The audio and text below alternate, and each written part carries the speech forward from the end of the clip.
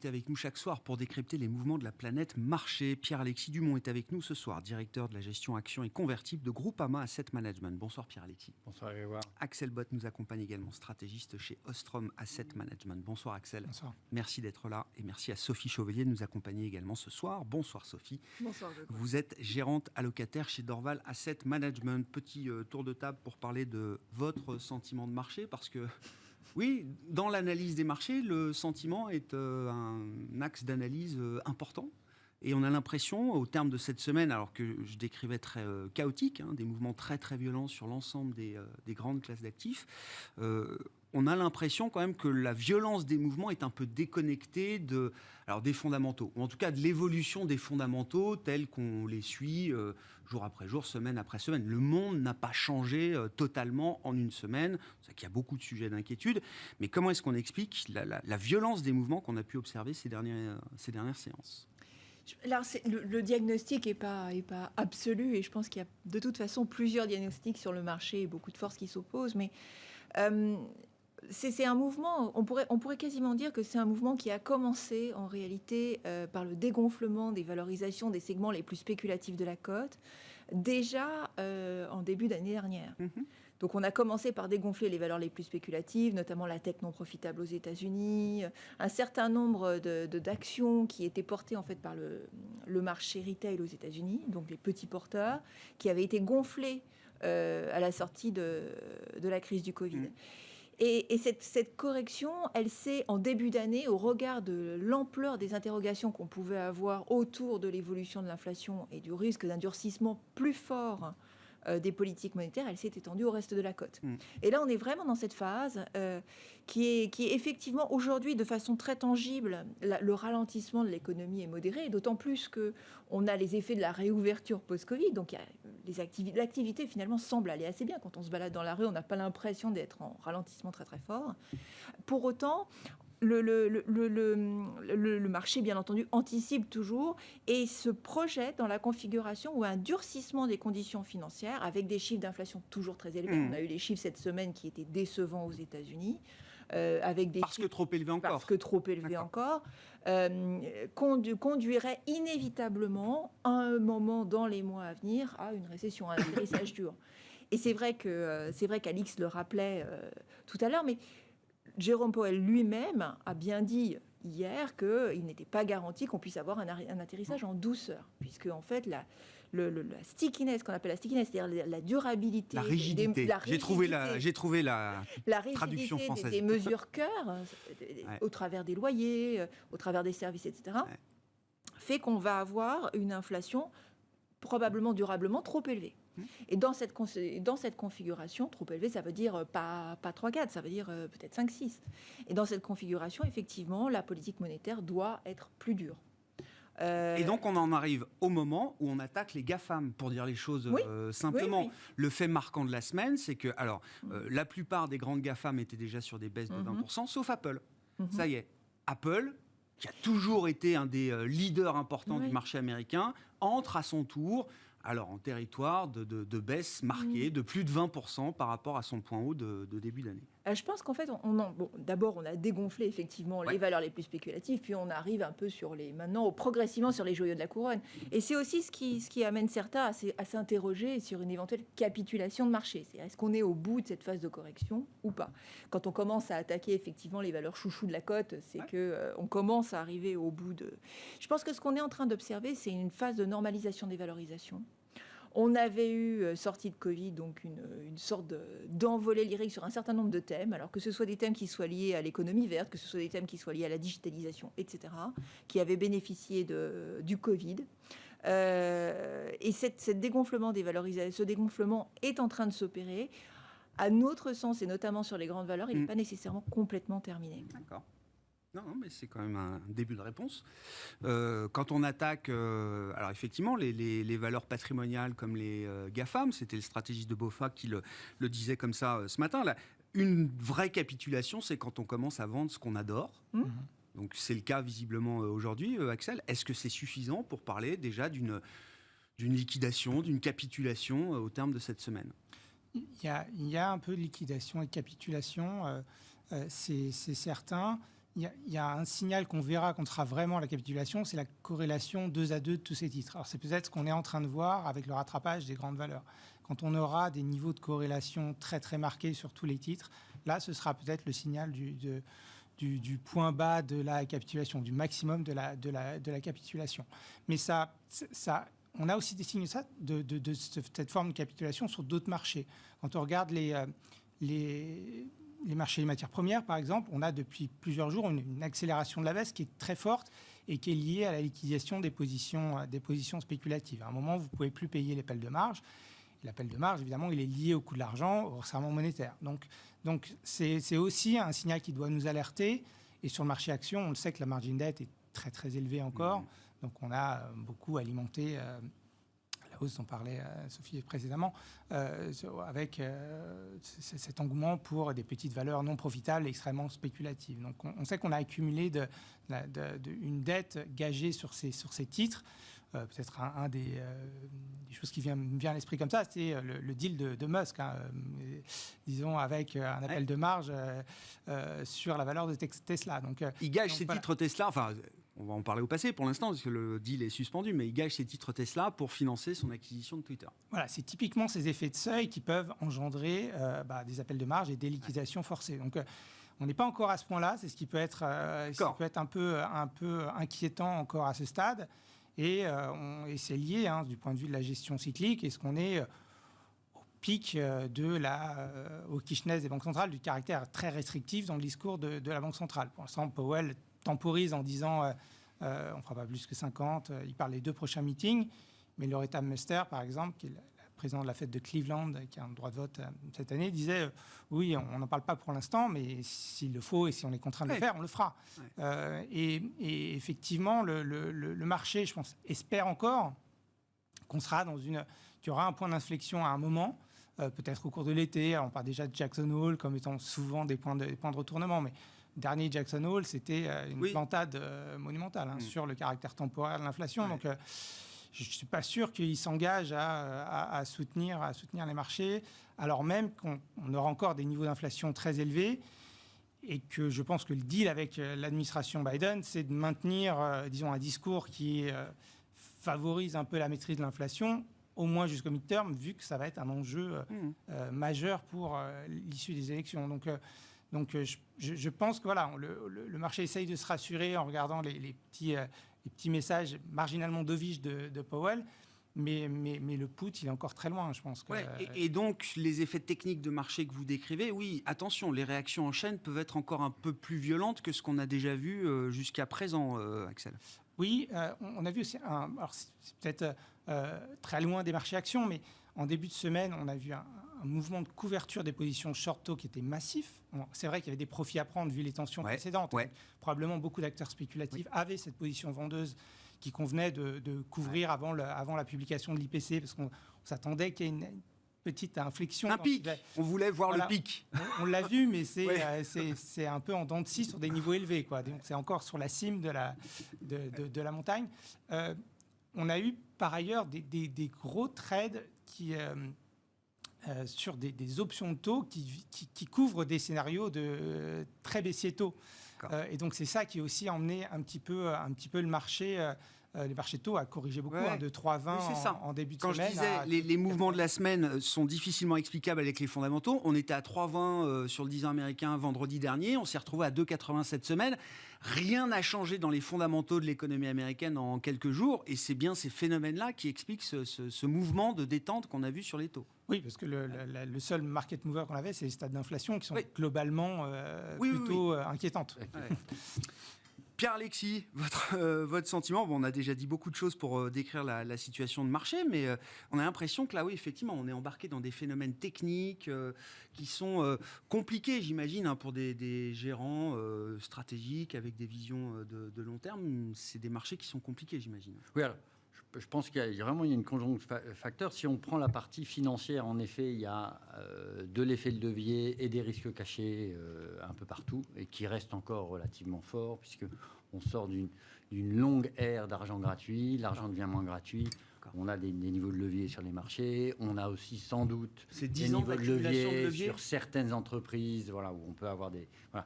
Ah bah oui, Oui. Non, mais c'est pour redonner un peu la perspective donc, mais après, que ce sentiment soit très variable et très volatile, en fait, nous, ça nous surprend assez peu, même d'un point de vue fondamental, parce que vraiment, aujourd'hui, on a la conjonction de 3 facteurs qui sont entremêlés, et c'est rare d'avoir ces 3 facteurs au même moment, qui sont un resserrement monétaire, en tout cas une incertitude monétaire, et une banque centrale qui est quand même un peu challengée. Voilà. On a une situation macro, qui a inflation, croissance, où on a eu quand même 10 années où on n'avait pas énormément de croissance, mais on n'avait pas d'inflation, donc c'était quand même relativement stable. Et en plus, on a du géopolitique en plus avec, pour la première fois depuis très très longtemps, disons, des grandes puissances qui sont à la limite de l'affrontement. Donc, que d'une semaine sur l'autre, tout ça part d'un côté puis revienne dans l'autre, avec en effet des positionnements qui sont extrêmes sur les taux, sur les matières premières, que ça revienne et que ça reparte. Voilà. Donc, clairement, ça ne nous étonne pas. Nous, on ne voit pas forcément une capitulation violente, mais on peut avoir plutôt des phénomènes d'effritement, un peu ce qu'on avait eu entre les années 2000 et 2003, c'est-à-dire des marchés qui rebondissent, puis parce que finalement, il n'y a pas une restabilisation de la situation qui permet en effet d'avoir des marchés d'instabilité permanente, quoi. Voilà, des marchés aussi tendanciels. On a quand même eu des marchés avec une stabilité tendancielle et en faible volatilité, à part deux chocs externes. Qui ont été relativement extraordinaires sur le mois. Donc, non, mais quand on n'a connu que ça, effectivement, c'est bien de rappeler que oui, c'était une période extraordinaire pour ceux qui ont connu d'autres périodes.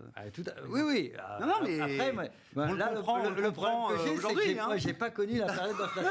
Donc là, je suis en train de lire mes bouquins. Alors, qu'est-ce qui se passe en 70 voilà. Donc voilà. Mais c'est clair que on est dans des marchés qui seront plus volatiles, un sentiment qui est plus volatile et à mon avis qui est cohérent avec le contexte et qui devrait rester quand même un peu comme ça pendant un certain temps.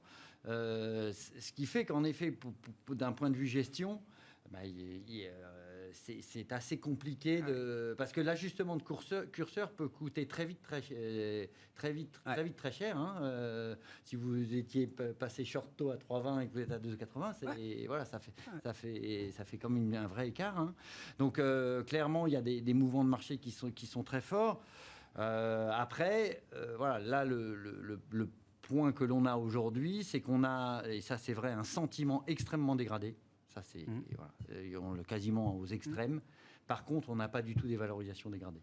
Voilà. Et donc, en effet, moi, je souscris au fait que... Aux US particulièrement, même en Europe. Mais même en Europe, vous regardez les grandes valeurs de qualité européennes. Sur la qualité, d'accord. C'est pas dégradé. L'Oréal, c'est encore 30 fois les bénéfices. Voilà. À 40. Voilà, donc vous avez encore une certaine cherté. Après, voilà.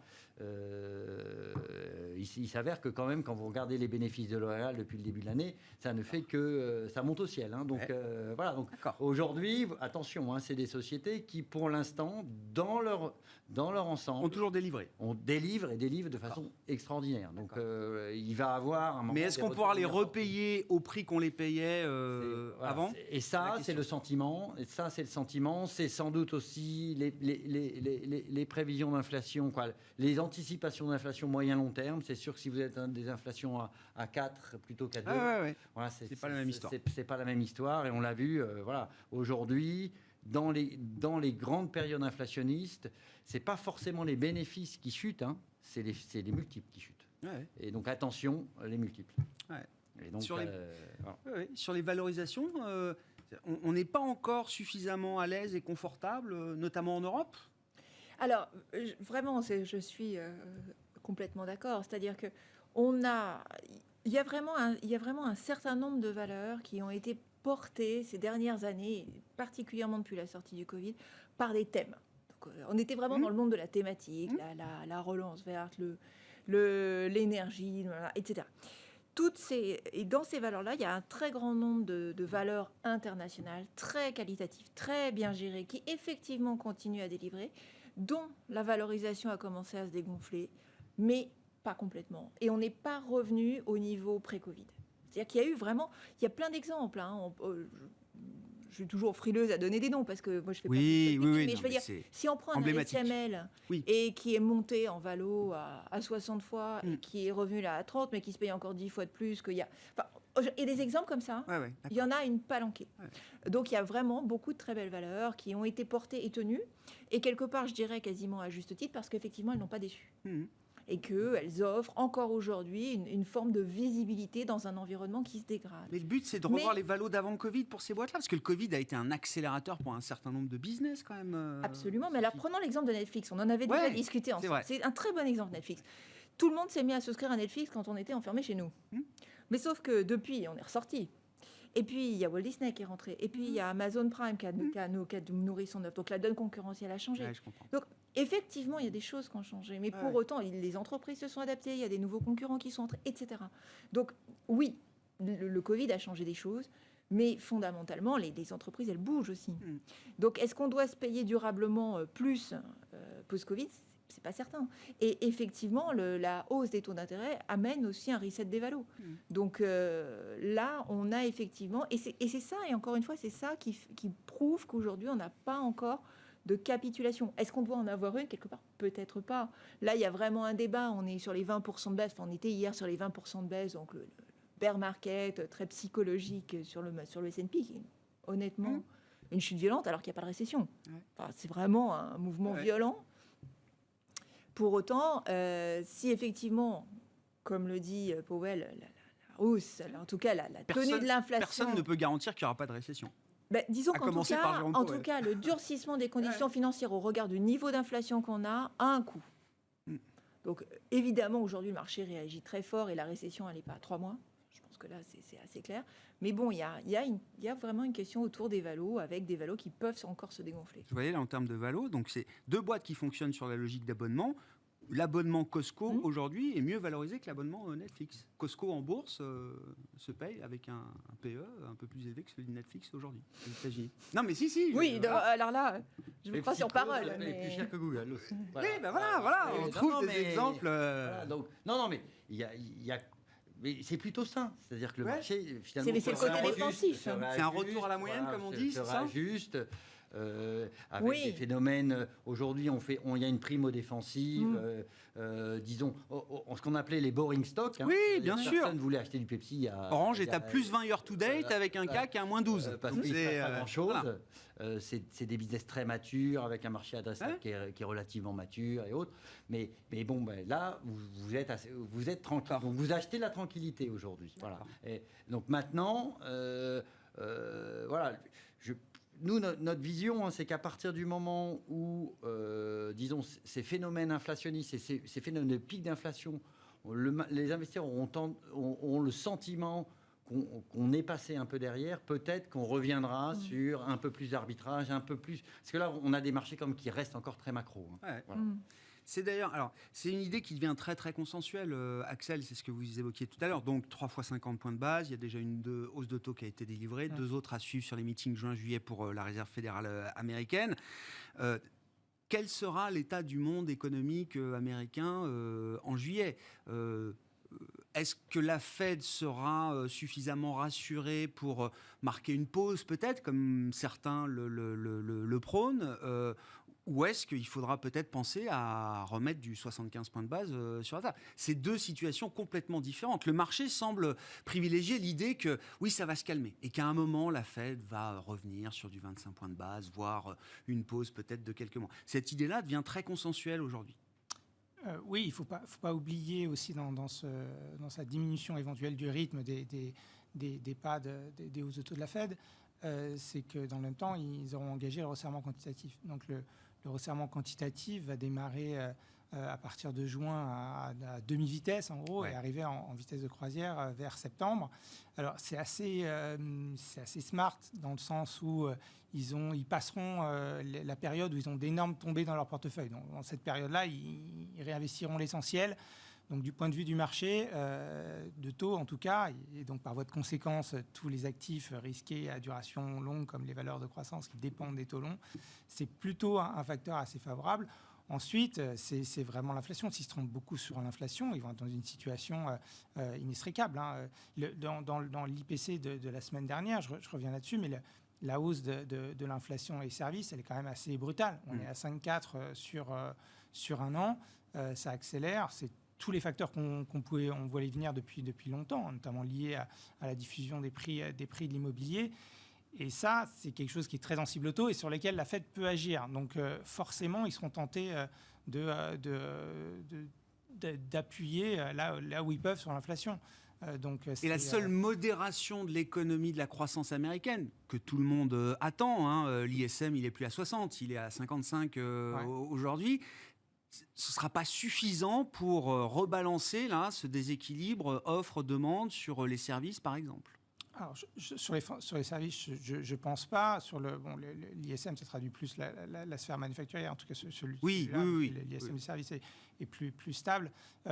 Mais surtout, je pense que on aura un ralentissement, mais qui ne sera pas forcément de nature à engendrer une très forte dégradation de l'emploi. Parce que là, en fait, le mandat de la Fed, ce n'est pas la croissance de l'inflation, c'est l'emploi et l'inflation. Et là-dessus, on peut jouer, en tout cas, Powell peut arguer du fait que le chômage est à 3,5. Il y a toujours 2 postes à pourvoir pour chaque chômeur. Ils font un énorme choc d'activité pour effacer ces postes à pourvoir. Ouais. Et donc, on continuera probablement pas à créer en net 400 000 emplois par mois. De toute façon, l'augmentation spontanée de la population active, c'est plus de 150 000. Donc, on va invariablement converger vers ce niveau-là. Mais il faut un choc probablement monumental pour inverser les priorités et passer, disons, de la sauvegarde des marchés financiers devant l'inflation, devant ou le niveau de croissance. Donc, je pense qu'on va chercher ce point bas pendant longtemps et on risque d'être déçu pendant longtemps. Donc, il y a une vraie résilience du marché du travail.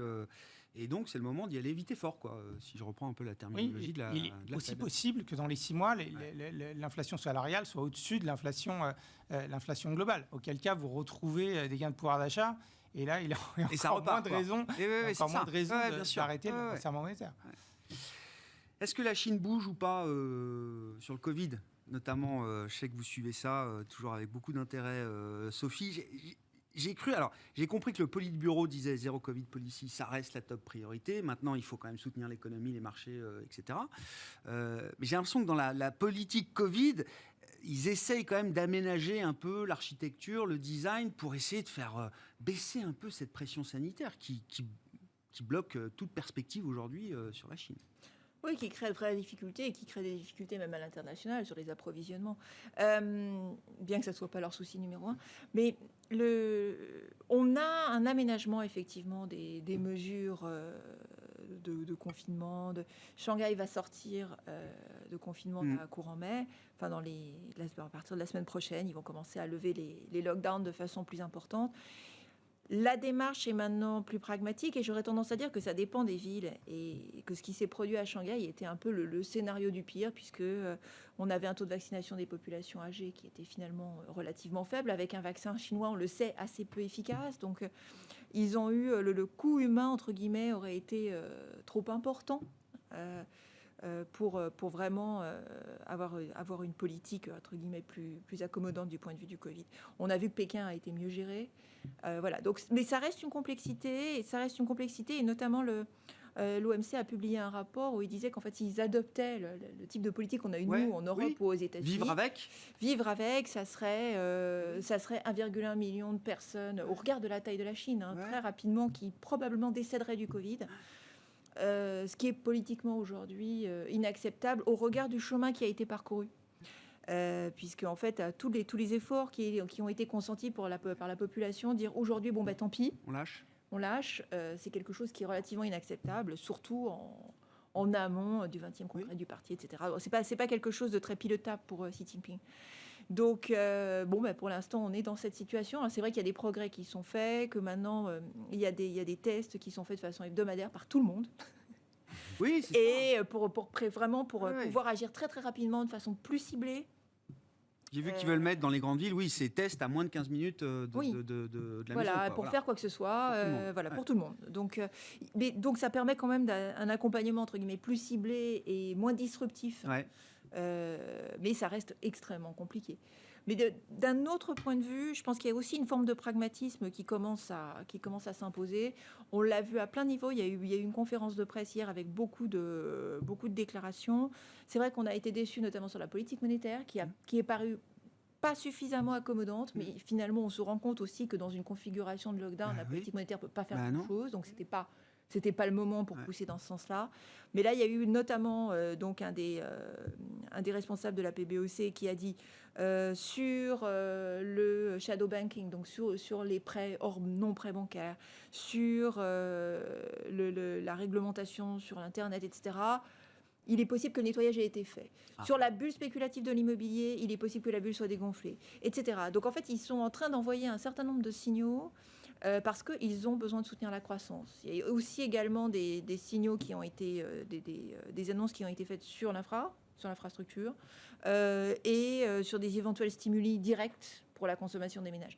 Donc là, il y a une multiplication des faisceaux parce que c'est vrai qu'atteindre cette année 5,5% de croissance en Chine, c'est un véritable challenge. Je pense que du côté économiste, les gens les plus optimistes attendent 4, avec effectivement un deuxième trimestre qui sera très, très, très impacté par les mesures de lockdown Covid. Donc, une situation qui pourrait s'améliorer en Chine, mais qui reste très compliquée. Mais il ne faut pas oublier non plus que la Chine, quand on s'inquiète de l'inflation, il y a eu des problèmes d'approvisionnement, mais la Chine a quand même eu un rôle stabilisateur.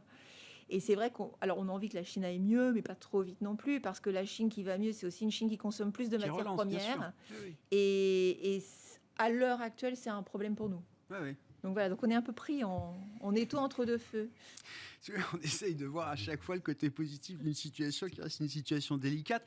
Les sociétés exposées à la Chine, là, c'est compliqué. Enfin, le marché regarde quand même de près à nouveau ce genre de situation. Ça perturbe à nouveau beaucoup. Ça devait être quand même le driver pour la croissance mondiale en 2022, la Chine.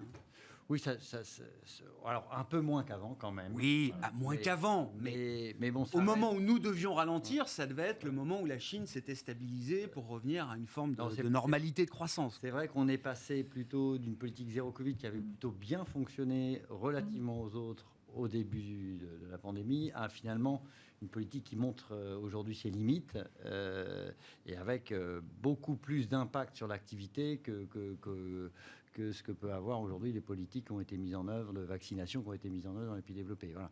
Maintenant, je rejoins, c'est-à-dire qu'il y a une preuve de pragmatisme. Ils ont accepté le vaccin américain, et Pfizer, donc avec des commandes très importantes, et et visiblement ont en objectif de vacciner 80% des plus de 60 ans avec une troisième dose. Ils en sont à 60. Donc, voilà, on avance. Voilà, ça avance. Ils ont pris la mesure du problème.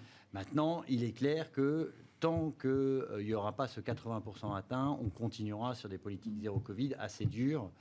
Avec des impacts potentiels sur la croissance. Après, oui, les sociétés qui sont exposées à la Chine sont touchées, mais pour l'instant pas énormément dans leurs résultats. Quand vous regardez les grands exportateurs européens exposés à la Chine, sur le premier trimestre, ça a été encore assez. Pour l'instant, il n'y a pas de sujet. Après, en effet, l'activité chinoise, pose un problème en effet de maturité du marché, donc avec un ralentissement progressif qui fera que ce qui a été un formidable moteur par le passé le sera moins. Et ça, est-ce qu'on aura un autre moteur de ce type-là, ou est-ce que finalement on ira vers une croissance mondiale tendanciellement, parce que la Chine c'est 50% de la croissance mondiale sur les 20 dernières années, je crois. Donc voilà, il faut ça c'est une vraie question. Et après l'autre question qui est la question de la prime de risque. Et qui est une vraie question maintenant. C'est-à-dire que vous êtes en Chine, qu'est-ce qui se passe, et attention, du jour au lendemain. Voilà. Et donc ça, c'est aussi pour les investisseurs une vraie question. Parce que beaucoup mettent, débattent, comme vous dites, l'investibilité et la prime de risque que vous mettez sur cette activité. Avant, vous aviez tendance à mettre une prime. Est-ce que vous allez continuer à mettre une prime ou plutôt une décote en disant oui, mais bon, attention, on peut avoir un vrai sujet à un moment ou un autre. de non-accessibilité aux usines et à l'activité que vous avez créée là-bas. Axel, sur la Chine, je voulais vous emmener aussi sur le terrain des devises, mais le yuan est peut-être un élément intéressant à commenter. Ça a baissé vite en un mois quand même. Ça a baissé vite. Depuis fin février, on doit être à -7 sur vis-à-vis du dollar. Et on a vu en gros que toute l'appréciation qui avait eu lieu dans les 2 premiers mois de l'année par rapport au panier qui sert de référence à la PBOC pour fixer la parité journalière contre dollar, c'est dégonflé. Donc, est-ce que le mouvement est terminé, ou en tout cas, est-ce que c'était leur objectif de ramener la parité à un niveau qui était celui qui prévalait au 4e trimestre? Peut-être, mais je ne suis pas sûr que ce soit la chose dont ils avaient besoin. Quelque part, l'extérieur était la chose qui marchait à peu près, parce que tout ce qui est interne, les services, la consommation, la dynamique immobilière, va très très mal. Donc, est-ce qu'ils avaient vraiment besoin de se protéger de la baisse peut-être du yen, ou il y a d'autres devises. Oui, le yen devient très compétitif. Très compétitif. Alors peut-être que c'est lié à ça, mais je m'étonne de la passivité de la PBOC face à la baisse du change, qui reflète beaucoup aussi les sorties de capitaux. Ah oui, c'est ça. Donc ces sorties de capitaux sont accélérées. Il fallait, soit pour les calmer, il faut beaucoup dévaluer tout de suite. Mais là, pour l'instant, ils sont un peu suiveurs.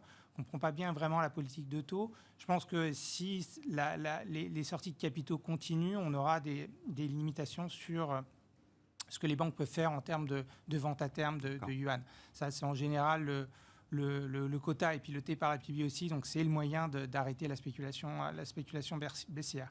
Mais bon, la solution elle est plus interne, puisque quand on aura un petit peu apuré cette situation de Covid dans les zones de Shanghai, Shenzhen, la demande interne pourra repartir un peu plus, quoi. Et puis surtout le nombre incroyable de cargos qui attendent de pouvoir commercer avec la Chine pourra de nouveau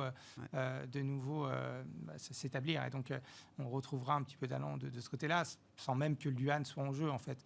Donc je pense que j'ai un peu de mal à comprendre ce que fait la Banque centrale à ce stade. Ils ont été un peu pris de court par les sorties de capitaux, je pense. Il y a eu quelques déclarations tout à l'heure, effectivement, d'un officiel de la Banque centrale. Attention, ce n'est pas non plus un one-way trade, visiblement. Tout le monde regarde de plus en plus le Forex quand même depuis quelques semaines, avec des petites déclarations politiques qu'on n'avait plus vues depuis longtemps. Ça vient du Japon, des États-Unis, par-ci, par-là. Rien de très agressif pour l'instant, mais c'est vrai que la volatilité est tellement importante sur les devises que, oui, effectivement, tout le monde a les yeux dessus aujourd'hui. Le mouvement de la semaine, quand même, proche de nous, c'est le crash de l'euro. Donc, je comprends que le dollar monte. J'ai quand même vu aussi l'euro face à d'autres devises baisser fortement, moins de 1,04. Techniquement, c'est quand même un sujet urgent pour la Banque centrale européenne, qui fixe pas la devise, bien sûr, mais l'inflation importée, c'est quand même dans son mandat, d'une certaine manière. Oui, on a quand même entendu les premiers commentaires qui s'inquiétaient un peu de la faiblesse de l'euro, évidemment pour des questions d'inflation importée. Bon, techniquement, pour les marchés, il y a cet objectif de la parité qu'on a vu sur le dollar suisse, par exemple. Donc, il est très difficile d'arrêter cette tendance à court terme.